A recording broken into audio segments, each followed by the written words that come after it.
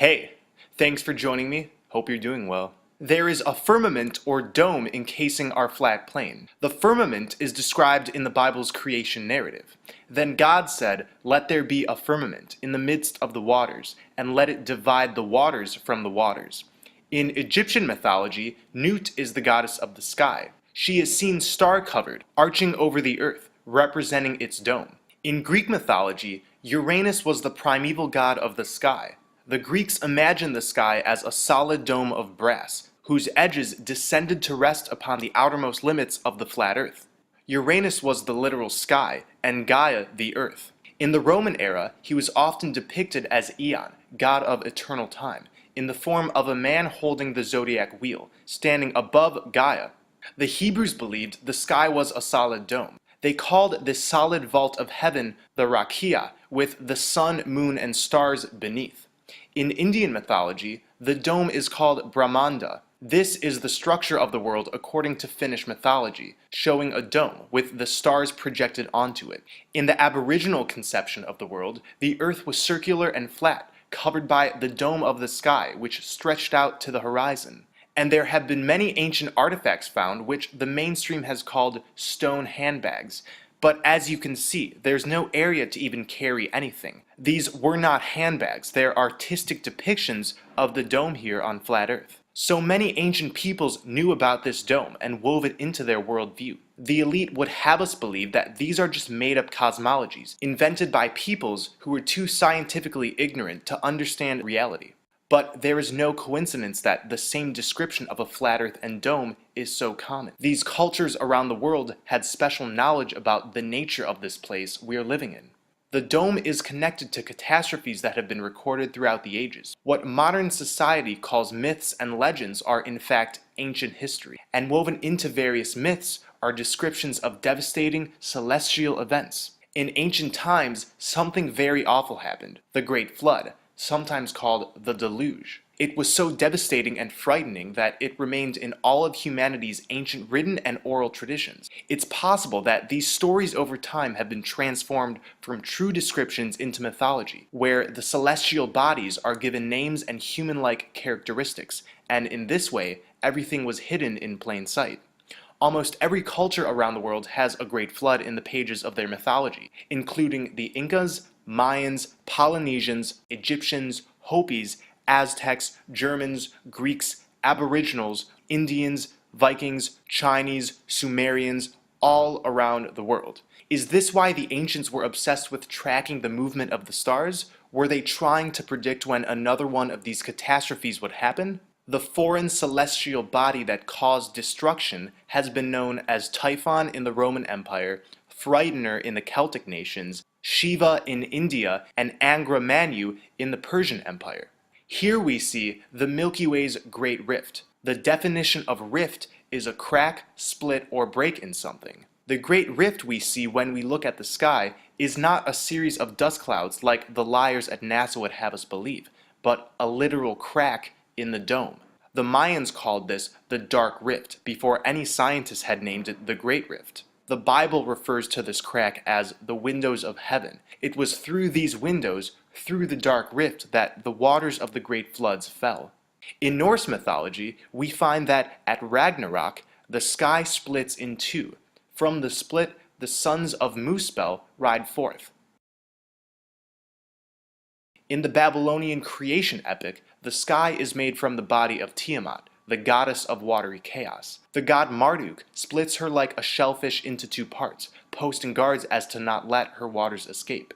The Aboriginal people saw the Dark Rift as the area where a dangerous creature known as Yura lives. Among American Indians, the sky was also conceived of as a solid dome which would break in cycles.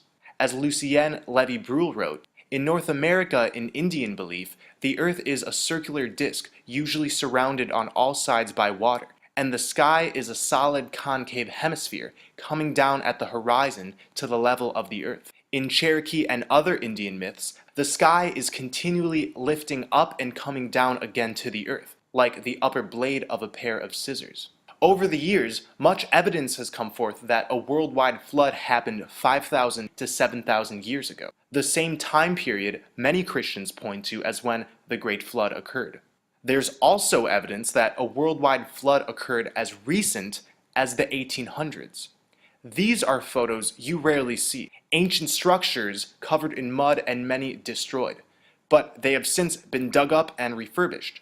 Many ancient sites we know and love are not the originals. They were buried and rebuilt in the late 1800s through the early 1900s. We could excuse the destruction of some of these ancient sites if they were one area or continent, but we see the same all throughout the world. Mexico, Egypt, Greece, Russia. The elite rebuilt these structures for us because they don't want us to know about the destruction that took place sometime in the 1800s. A great flood coming from the sky would mean they could not impose a heliocentric worldview on us, since the dome and waters above obviously don't fit into a globe model. And simple weather patterns could never explain a worldwide flood. History is easily hidden when the general populace isn't writing it. Might Earth constantly be in a state of destruction and renewal? Are these floods happening more and more? I'm suggesting that these floods are cyclical. The sun, moon, planets, and constellations somehow dictate this reset clock mechanism of the flat Earth. This is one reason why the ancients were always watching the skies with so much dedication, for signs of another catastrophe. Sadly, the information of this reset mechanism has been hidden and kept to the controllers of this world. There is perhaps a total reset every 5,000 years. There is some device sitting above this crack, perhaps the celestial destroyer that so many texts talk about. The light we see at the center of the Milky Way is emanating from this device. And this thing, this entity if we are to call it that, enters in the dark rift, sending down floodwaters from above. It then seals itself back above the rift until the next cycle of destruction. Perhaps the elite have discovered a way to control these floods, and this celestial destroyer is simply a man-made mechanism, or an entity that can be unlocked, enticed, or reprogrammed to send down floodwaters at will. My friend Chris Seeley has suggested that the pyramids and similar structures around the world have had the ability in the past to manipulate and control these floods. And I quote, "Because when temples are built on ley line nodal points, they can and possibly were connected in resonance and capacitance with the illuminates and subsequent toroid field, thereby initiating the fracturing of the dome above the flat earth, allowing in the waters above, causing great floods, and the complete electrical shorting of the temples, which would explain the evidence of the electrically fried and disintegrated stone obelisks found at or near many temple sites now. In my video on menstrual blood, I gave my own rough explanation for the Great Flood. At this point, we can only speculate. What we can be sure of, however, is that there is a dome above us, and these floods come from the crack we see in the dark rift. The reality of the dome and cyclical destruction is hidden in plain sight.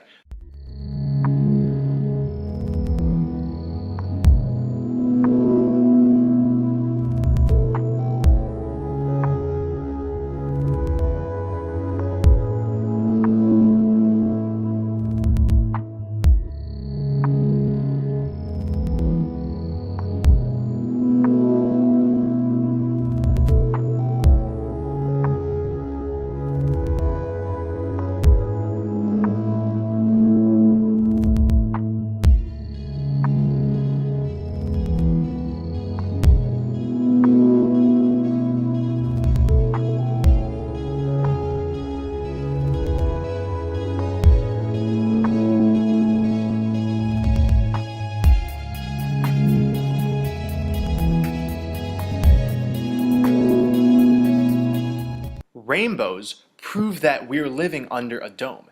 Anybody can create a rainbow outside with sufficient sunlight and water. However, a mirror is required to create a rainbow inside, and not just a mirror, but one that is submerged in water. If a rainbow is caused by reflection, refraction, and dispersion of light in water droplets, resulting in a spectrum of light, then why would you need a mirror inside? After all, you can easily have dispersion of light in water droplets indoors. It's because rainbows require a mirror, and outside, the dome is acting as this mirror. Like the protocol for making indoor rainbows, our flat Earth has waters above, the waters which come down during the floods, and water on its surface.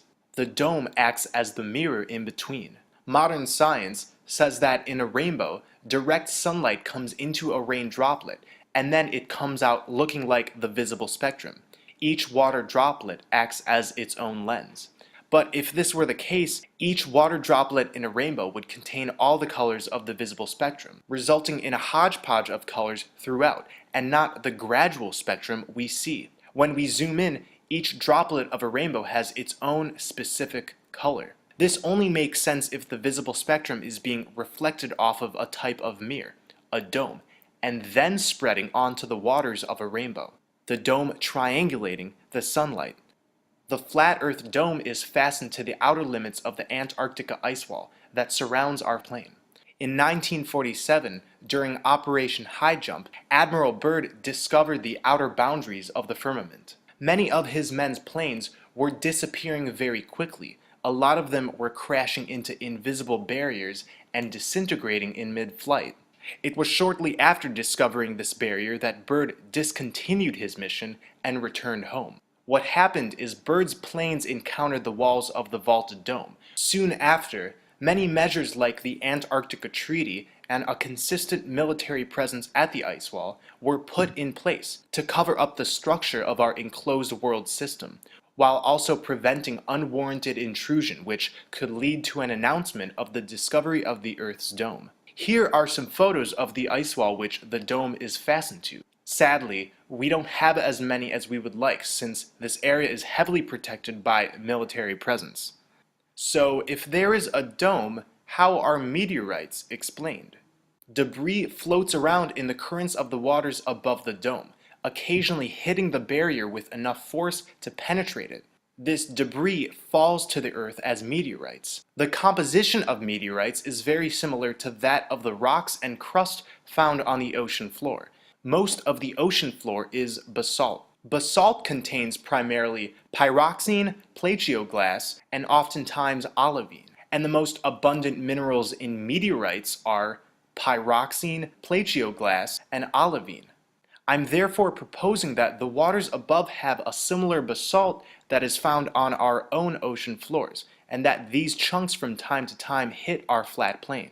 It's been suggested that Libyan desert glass, mysterious shards of a glass-like material which, according to the scientists, has an unknown origin, are pieces of the dome that have been shed. Libyan desert glass is unlike any other glass. It is a form of molten glass but has no clear layers of other minerals. It is 98% molten silica.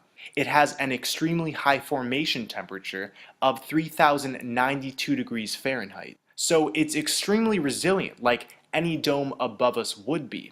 Perhaps this is the molten glass described in the Bible's book of Job. Hast thou stretched out the heavens, which are strong, and as a molten glass? Every photo and video given to us by NASA is completely faked and riddled with CGI. Here we see a supposed video feed of Earth. Where are all the satellites? Along with 2,271 satellites orbiting the Earth, there are 500,000 fragments of space junk, and we're supposed to believe that in all of the feeds they give us, we are constantly, conveniently witnessing portions of the Earth without any of these man-made obstructions? This is absolutely bullshit. We now have satellite phones. Now we can have perfect service anywhere because the signals are being beamed from outer space. How convenient, right? Wrong. Satellites do not exist. Most of us notice as soon as we're out of the city and in more remote areas, our satellite cell service starts to decline in intensity. It's almost as if our phones are getting their signals from ground technology that is conglomerated in heavily populated areas. We also see problems with GPS in remote areas, supposedly a technology that also uses satellites. Long-range navigation was developed during World War II. Towers like these were positioned to provide coverage for military navigation. Positioned on islands, they would provide the necessary contact points for propagation at sea. This was the beginning of these land-based technologies that have grown and become more widespread. Cell towers are responsible for much of our GPS. By measuring the signal strength differences between multiple cell towers, your device can estimate your current location. Data is also propagated through undersea cables. Cables connect between the continents. Lighter than air vehicles, high-altitude airships, and high-altitude platforms are often misperceived as satellites by the public. So at nighttime, when you see one of those moving dots in the sky and believe it to be a satellite, it's actually one of these illuminated balloons. The skies are riddled with these communications technologies, but we are made to believe that they exist beyond our atmosphere. If we are to believe NASA's stories, then here's a question. How do satellites survive the 4,000 degree Fahrenheit temperature in space? There are only 7 elements on the periodic table that could withstand this heat, and none of them have been used for satellites. Satellites allegedly reside in the thermosphere, where temperatures can soar 4,000 degrees and more. This is simply not possible. These technologies are in flight underneath our dome. Including the technologies I just named, there are at least 18 platforms that can be used independently, in tandem, or in groups to provide all of the services that satellites supposedly provide. With new eyes, it becomes clear. No actual photos, no actual video footage, just CGI and photoshopped images. This is a NASA photo of an astronaut fixing the supposed space station. I'm completely joking. This is actually from the 2013 movie Gravity. This is a real NASA photo. They're almost indistinguishable. I actually think the Gravity photo looks more believable. The similar Hebrew word nasha means to lead astray, to delude, to morally seduce. It's then no wonder that the NASA logo contains a serpent's tongue, serpents having been a symbol for deception throughout mythology. On the gravestone of Wernher von Braun, one of NASA's early rocket developers, there is a reference to a Bible verse that talks about our dome, our firmament. The heavens declare the glory of God, and the firmament sheath his handiwork. I've discussed in previous videos how the sun is the collective consciousness of the whole, showering down on us in tandem with the astrolight and black sun. Our auras contain the information of our individual energetic vibrations. Our auras are literally made of sunlight, and the sun is literally the sum of our auras. This is revealed within the word aura. AU is the periodic table's abbreviation for gold, and Ra is the Egyptian personification of the sun. The sun is the sum of the colors of our auras mixed together, which appears to our eyes as white. White light refracted in a prism shows all the colors of the visible light spectrum. These 7 colors are also the 7 color variations of our auras. We are the sun. The moon, however, is different. It has been tampered with. In my video on menstrual blood, I describe how the moon was not always in the sky, suggesting it's an implant initially foreign to our flat plane.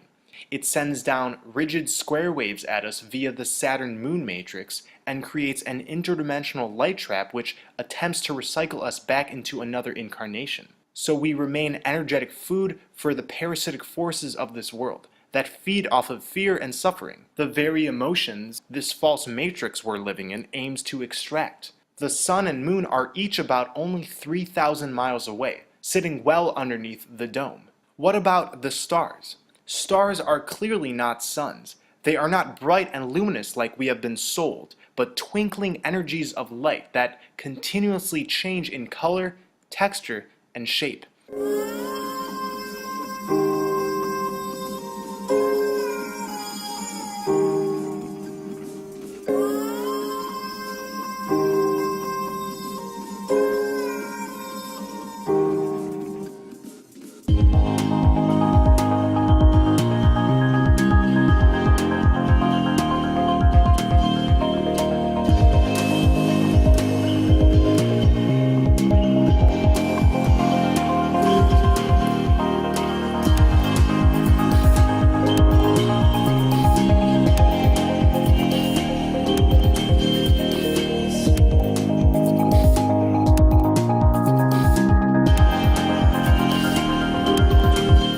Sonoluminescence is the emission of short bursts of light from imploding bubbles in a liquid when excited by sound. To put in simple terms, the energy of a sound wave in a fluid can create flashes of light. Due to sound frequencies, beautiful patterns occur on the surface of an object closely surrounding the sound vibrating medium. Cymatics is vibrational phenomenon, beautiful patterns that are created within water and sand when sound is applied. The stars are full of similar geometric patterns. These sound frequencies are carried through the astral light, which shoots out of the center of our plane. The other side of our plane, Agartha, is so harmonious that these frequencies created there, whether it be actual sound or just waves of natural harmonious tones, appear as beautiful lights in our skies, revolving us and giving us spiritual guidance in the form of astrology. So waves that create the stars are caused by frequencies from the other side of our flat plane. These sound waves propagate through the dome and the waters above, where they reflect back as twinkling sonoluminescent lights that we call stars. And we can zero in and see, it looks like these lights are indeed reflecting off water, in a similar fashion that they would on the floor of a pool or ocean. With just a telescope in our backyards, we can see that planets are not as defined as NASA would have us believe. In fact, Venus looks more like a star than a planet, and same with Mars. I'm still figuring out what exactly planets are, but for now we can assume they're created similarly by sonoluminescence. Planets do not twinkle like stars, giving me the impression that they are stronger, more consistent monotone frequencies, therefore appearing more solidified than a star, which represents consistent but oscillating frequencies. This may be the reason why planets do not twinkle and stars do. The planets have a strong spiritual influence on this plane as seen in astrology. They are a monumental part of the guiding forces on Earth, and therefore are somehow intact in ways the stars are not. One thing we can observe is that stars and planets look identical in distance in the sky, and this is because they're not various distances away, but expressions of sound carried by the astral light and reflecting onto our dome. We've been taught that Earth is spinning, with its surface at the equator moving at a speed of 1,000 miles per hour. Earth is also zooming around the Sun at around 67,000 miles per hour. In addition, our solar system whirls around the center of our galaxy at some 490,000 miles per hour. You've never felt a thing on this motionless plane, but besides that, we've been seeing the same constellations and stars in the skies for thousands of years. This is because the stars are revolving year after year in the same positions around us. It's amazing how most of humanity is fooled into thinking the opposite, even while our senses tell us otherwise. The transgression of stars also make a dome shape. The North Star remains perfectly fixed in place night after night, year after year. Directly underneath the North Star Polaris sits the vortex hole into the other side of our flat plane, into the land of perpetual twilight. This is where we find Agartha, Hyperborea, the Garden of Eden. Through this opening is paradise, where war and suffering does not happen. Many of the videos on my channel are dedicated to proving this exists, with help from coded stories, allegories, and symbols that have been given to us throughout the ages. The swastika is an ancient symbol seen in almost all ancient cultures in some form, oftentimes in association with the black sun symbol. The Big Dipper dances in a circle around Polaris, and this is where the swastika symbol comes from. All compasses point to the holy hole, the true north pole of our flat plane. The reason the swastika has held such significance is because it meets at the point in which underneath lies the exit hole into paradise. The Big Dipper dancing around Polaris moves like a vortex. Underneath, there is a literal vortex. As above, so below, literally. This is the first footage ever to be seen of the polar entrance. This is a huge opening at Earth's North Pole, even though it might look small here. When we enter through this opening, we make an interdimensional flip-flop and end up in the world powered by the black sun. You can see the astral light, or aurora borealis, shooting out. It's a faint green color here. This was claimed to be taken by the Russian space station, but this is obviously taken much closer through an airplane window. The elite, among all of their control mechanisms and fear-based programming, have given us clues such as this video, the Holy Grail, the Spear of Destiny, and many others. These clues have been placed here as a form of lesser magic, hiding the truth in plain sight, so those who may decode them can get out of this false matrix and into a place full of love and unity. The other side of Flat Earth is more in sync with its fifth-dimensional nature. There is easily accessible divine information down there, a heart-centered consciousness. We are gathering for this journey to the center under blood over intent.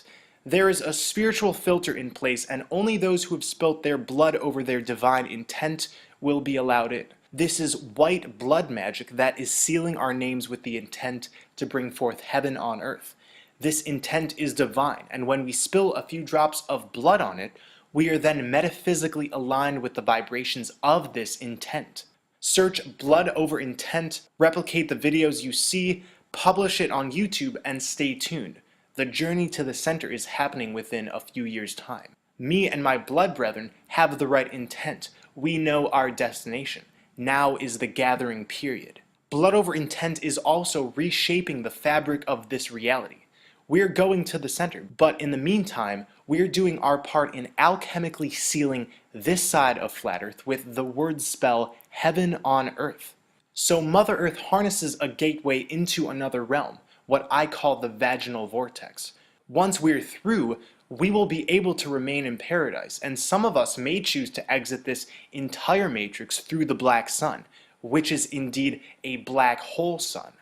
The great deep that many flat earth depictions describe is not a place to fear. It's simply dark because it's perpetual twilight down there, illuminated by the black sun. I've said over and over again, down below is not a place of horrors and damnation. That idea has been given to us so we may never discover the fountain of youth. The scary stories of hell and the underworld, throw them out of your repertoire. We are in hell right now. At the beginning of this video, I mentioned the ancient Finnish representation of our flat plane. Within this model, a great whirl was caused by the North Pole by the rotation of a column of sky. Through this whirl, souls could go to the outside of the world, to the underworld. Ancient cosmology and illustrations are riddled with mandalas and drawings that all converge toward the center. This is no coincidence. Get to the center. X marks the spot where we find the Holy Grail, underneath Polaris, shining down from the center of the flat earth dome. Thank you for watching, everyone. Please take care of yourselves. Keep spreading love, light, and truth. I love you all.